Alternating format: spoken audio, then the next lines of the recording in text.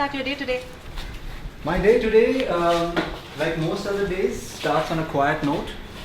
I get started fairly early and then take the dog out for a walk and come back, get in a little bit of a workout, and then I'm hitting work right after. And what's a typical day in your life? A typical day in my life after the quiet morning is quite hectic. I'm at work usually around 10 and then I'm here till at least 8. And then sometimes it sort of extends a little beyond that as well. And where are we right now? You're in my office. This is where I am all the time, pretty much. And what's your favorite spot here? I'm going to take you to my favorite spot.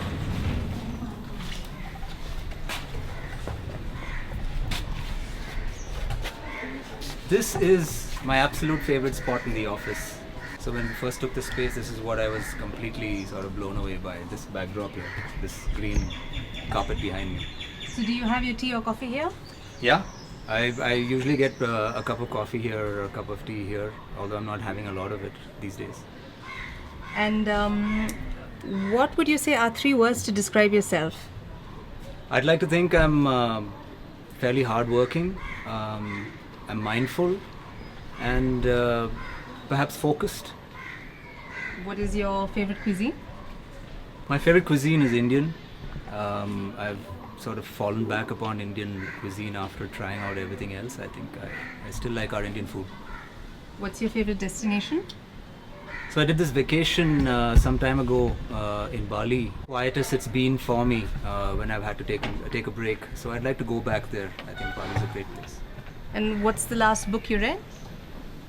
I haven't read a lot recently, but some time ago I read The Last String by Abraham Erley. It's a fascinating book on Mughal history. And this was in Bali? This was not in Bali. In Bali I wasn't doing anything other than sitting by the pool and having a margarita or a mojito. Yes, and listening to music. And what's the kind of music you listen to? I listen to EDM and anything that's sort of new age pop, disco beat. Yes, I don't know what you call it, but yeah, I like anything with a nice sort of rhythm and beat. Do you like Lady Gaga? I like Lady Gaga for her personality, yes, yeah. Okay. And one thing that you can't leave the home without? I have a man bag. I believe it's called a merce. So I have a bunch of things inside it, which I'm sort of using through the day. So that's something that I'm carrying around all the time, and I'm always sort of disturbed when it's not around me or it's not within sight. So a lot of actresses do this thing where they open up the purse rather, and tell us what's in their bag. Would you be okay if we did what's in the bag with you? Oh yeah, absolutely. Yes, there's nothing to hide in there. So What's in Sujit's Merce is the name of that show. Yeah, absolutely. Yeah, go for it. And what's the nicest thing that someone has told you? I once had a very young boy, maybe he was 10 or 11, and he was at the office and he looked at the space and he said that I sort of realized that someone asked him, I think, what he wanted to be, and he said he wants to be an architect after he saw the way we worked. So that was very nice. I think it felt very good. I think he sort of looked up to us in some way, so it was nice. How young was this boy? He was about 10 or 11. Did he do a painting or a drawing like how they show in all the Hollywood movies? No, he didn't, but he's promised me one. Alright, and what is the moment you decided that you will dedicate yourself to architecture? So I have this very quick short story around this. When I got out of school and I was figuring out what I wanted to do next, my dad sort of suggested that instead of looking at becoming an engineer like him, I could perhaps do architecture. And at that point I didn't even know there was a stream like that. I didn't know there was something like architecture, you could study it.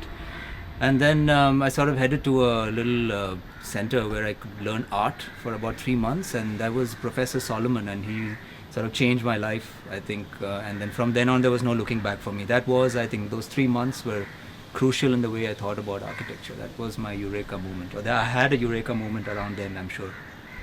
And who was your inspiration when you started your design journey? I think it was my dad again. I don't think I had any heroes then. I didn't know enough of architecture then to really discover all the heroes. Now I do perhaps, but back then he was really the one who sort of got me into this, and I was grateful. So he was my hero. So do you want to show us where is it that you spend most of your time in your office? Absolutely, yes, I'll take you there now. this is my spot. This is my space. This is where I'm working, I'm talking, thinking, mulling. So most of my days around here when I'm not outside on sites or when I'm not talking to the team at their desks. And you've been an inspiration to many.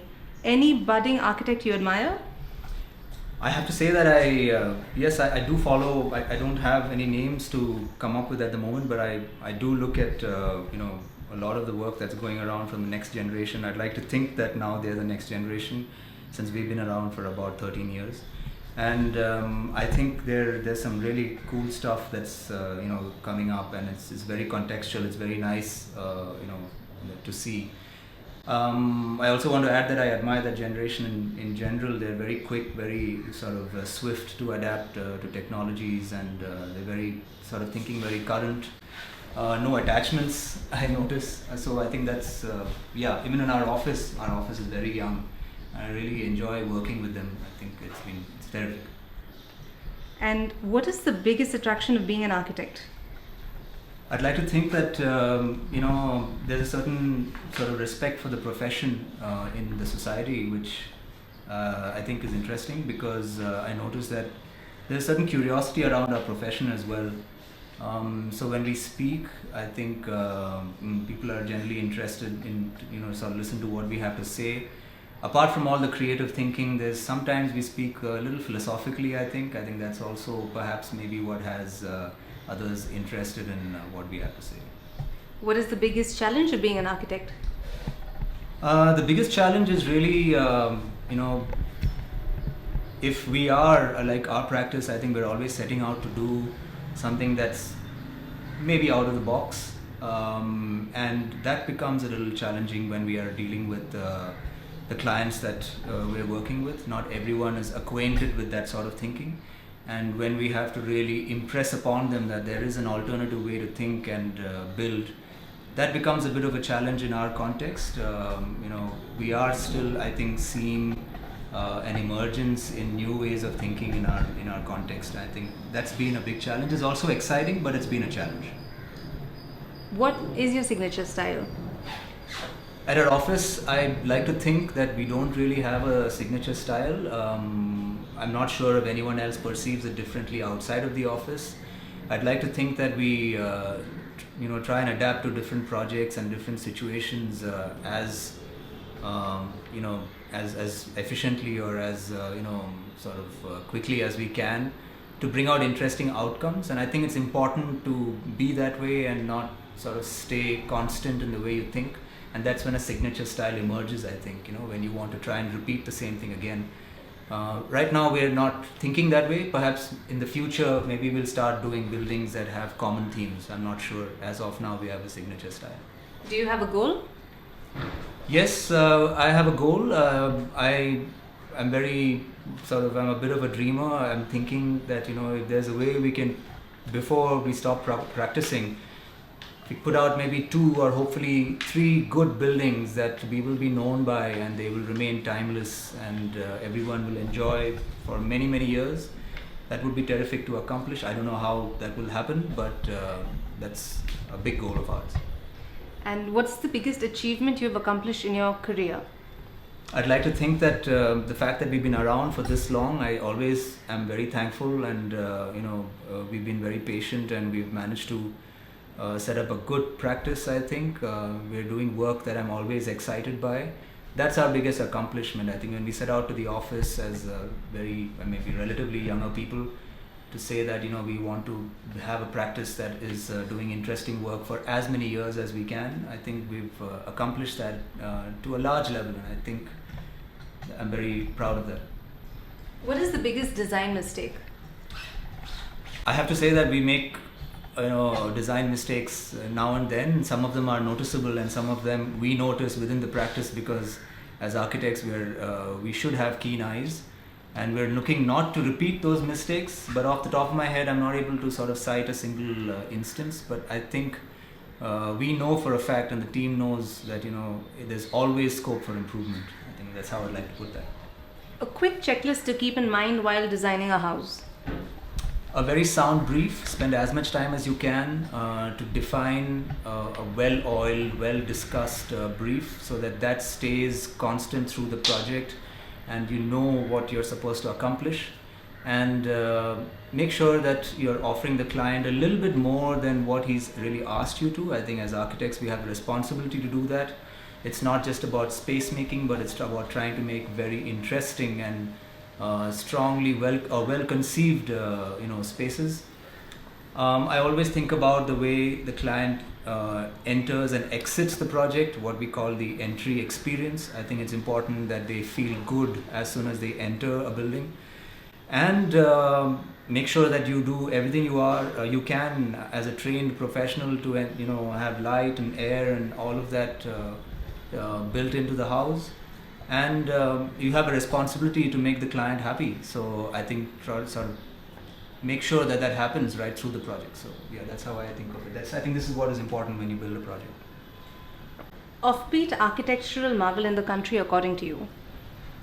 The one project that I've continued to find, as exceptionally different from an architect that has otherwise done very different kind of work is the Hussain Gufa. I think that project continues to sort of interest me, and I always wonder why he did it. Although I've read and read so much about his work and hear him speak, I think it's just a sort of breakaway moment in his career, and I always found that fascinating. Any modern day material you love working with? I'm fascinated by, we use concrete, and I'm thinking that we want to expand our knowledge on how to use it better. I'm fascinated by resin. I see that being used in interesting ways. I think we haven't tried it at all, and that's something that I want to explore. What is your architectural dream? So my architectural dream is it's clubbed with a personal one. I have this dream of building a really good space somewhere in the hills, a small little space, where a little getaway space. That's the club dream. And the second dream is, I think, a little more straightforward, and yet something that I'm fairly passionate about is to do a really good public building. A building that is open to all, is as democratic as it can get, and that everyone around us can enjoy, and there are no security thresholds, and it's like building a really nice park, something like that, something that's really well designed for everybody. Have you started working towards these dreams? The first one maybe, the second one I'm waiting for the opportunity, let's put it that way. Which celebrity house would you want to design? So you asked me about Lady Gaga in the beginning of the chat. So I find her. I'm sort of curious to know whether she is that person that we all see, in the media, or maybe there's another side to her that would be interesting to discover if she were to build a home.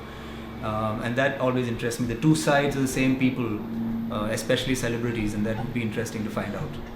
So there would be meat in this house? Yeah, why not? I think maybe it's a chance for us to go a little wild, or not, I don't know, yeah. What's your take on the Make in India concept? The Make in India concept for me, if I were to take away one aspect of it, is being self-reliant. And I think it's important for all of us to think that way. As a concept, it is trying to sort of push all of us as entrepreneurs and as the sort of working population of India, or the sort of the creative and entrepreneurial crowd in India, to be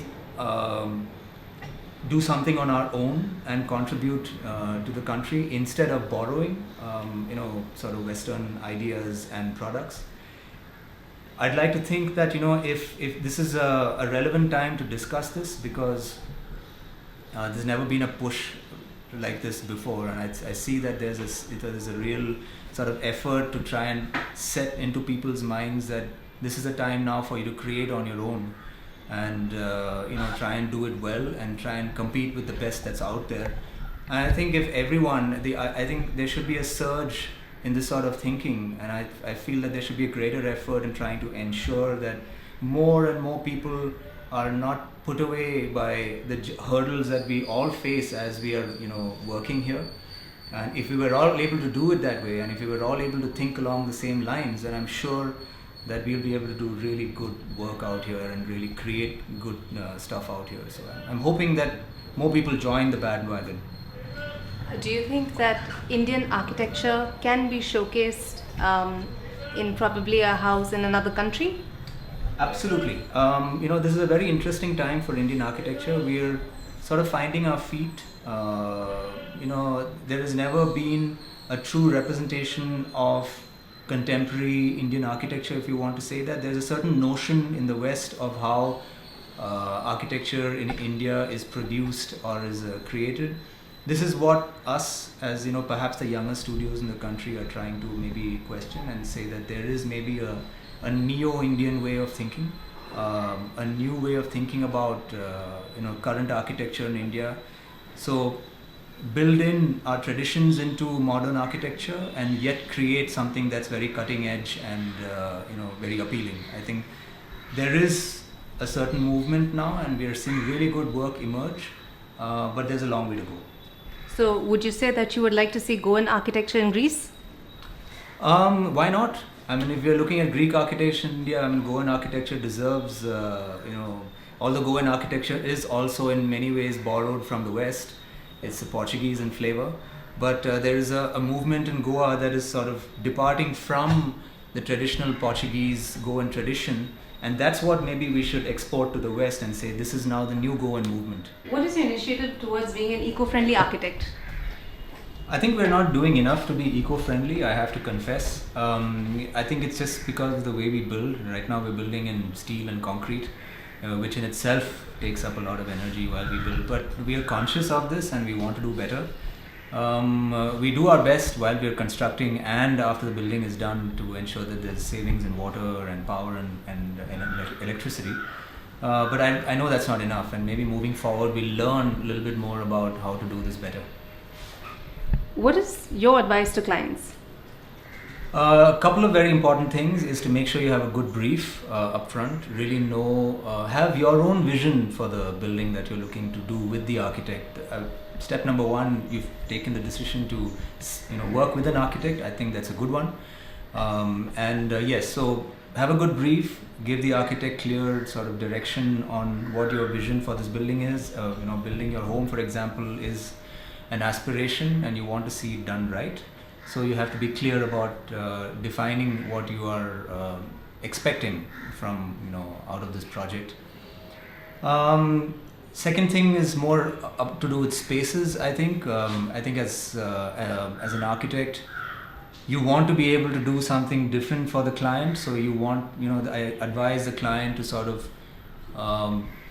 instruct or encourage the architect to push himself or herself to do something a lot more creative than perhaps they were thinking about in the first instance. Give them a free hand, I would think, and come up with something interesting. A good entry experience, I think, very important. It's nice to sort of enter and leave the house feeling good, and spaces to sort of express yourself, and then spaces that you can sort of hide in within the house. I think so. A house should be able to tell, or a home, for example, or a building should be able to tell many stories, I think, and it should sort of be the people living within these buildings should be able to express themselves and go through their whole range of emotions. So I think that all of this is important, and I want to be able to express all of this to a client, and a client must know all of this when they're speaking to an architect and know really what to expect from this journey that they're going to take for 6 months to 3 years or whatever the timeline is. What's the one thing you would have done differently? I have to say that I don't think I've figured out a way to strike the right balance between work, play, life, family, and I think that's something that I'm conscious of and want to do better. So if I were, maybe I didn't sort of plan it out right at the outset, and maybe I should have done that. But I'm working on it now. You always learn the hard way, and I think at this stage in my career, I'm trying to sort of step back a little bit and see if I can do other things as well besides and outside of work. We noticed something aesthetically beautiful yet weird because we don't know how to use it. How do you use that piece of furniture? What is it? Is it a chair? Yeah, that's a chair. So I had a bit of a bad back, and this is you call it a device, if you will, apart from it being a little furniture element. This is it's called the original is the Barrier Balance chair, and this is a copy that I managed to get, to be honest. And this is a terrific piece if you want to sit like this. It ensures right posture and it takes away all the pressure from the back, and all of it is on your legs. So you see I'm sitting erect now, and I'm not putting any effort to sit like this. So yeah, this is where I sort of sit.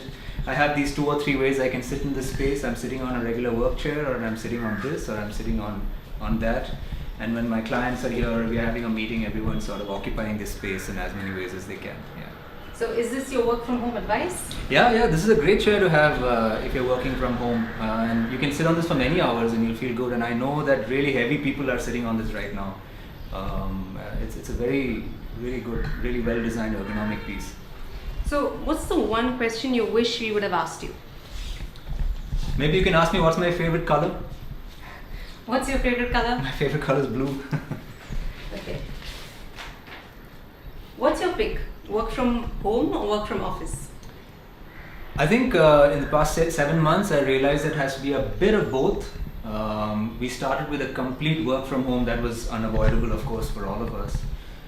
We did that well, but I think doing creative work, it needs some collaboration physically, and it needs interaction. It needs sort of we need to look at each other's eyes a little bit, I think, when we work as architects, and we make stuff as well in the office. So I think that becomes really important. We were missing that, and I'm glad that everyone decided to come back to work. So for me, I think we need the work from home and work from office. And right now we're more work from office than work from home. I still have some team members who are working remotely as well, but otherwise, yeah, I think it should be a bit of both.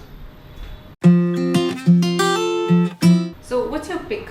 Rajma chawal or spaghetti bolognese? Rajma chawal for sure. Rajma chawal or dal chawal? Rajma chawal. Rajma chawal or biryani? Rajma chawal. Alright, solo trip to an unknown location or a quiet brunch with family? This is a controversial question, so I'm going to say a quiet trip with the family to an unknown location. Bunch of friends at the most happening party or best buddy at the bar? Best buddy at the bar. Beach or mountains? Mountains. Taj Mahal or Eiffel Tower?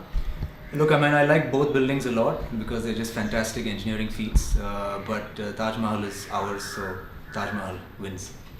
Recliner or beanbags? Recliner. Bar stools or ottomans? Ottomans.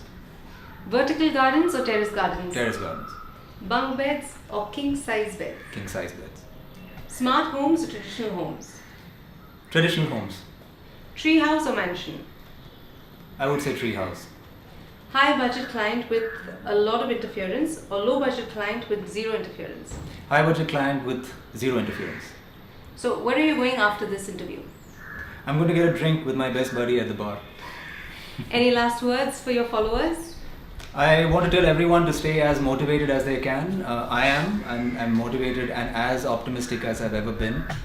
Keep away all the negativity, work as hard as you can, and take the best out of this time. This is a very reflective and sort of not necessarily difficult time. Look at it nicely. I think something good will come out of this, something that you hadn't expected, something very, very different. Life will pan out very differently for us next year onwards. So stay afloat.